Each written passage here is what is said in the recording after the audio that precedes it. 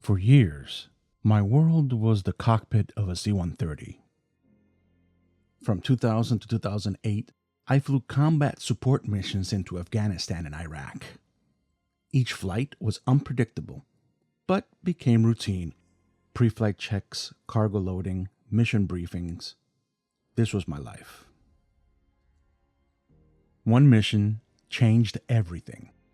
We were tasked with delivering critical supplies and evacuating injured personnel from a forward operating base.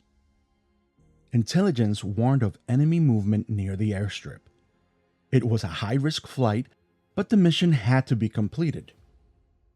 Fear crept in. I had done this before, but something about this mission felt different. The thought of my daughters back home really weighed on me. What if this was the one that I didn't come back from? JR, our aircraft commander, noticed my hesitation. He had a way of cutting through the fear. He looked at me and said, "We train for this. We know the risk. But we do this job so others can make it home."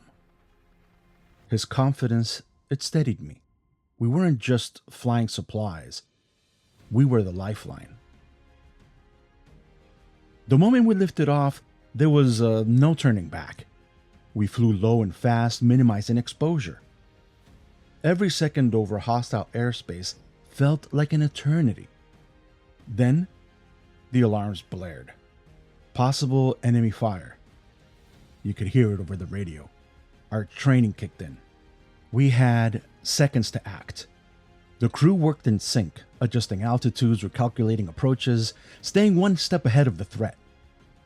We could hear the radio chatter from the unit on the ground waiting extraction. They were counting on us. We made our descent under high tension. The landing zone was tight, the risks enormous. As we touched down, ground forces rushed to load the wounded. Every second mattered. Suddenly, distant explosions, too close for comfort. Our window was closing.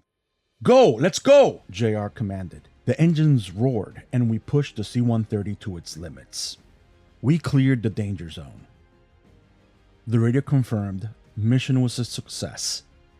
But the real reward wasn't just making it out.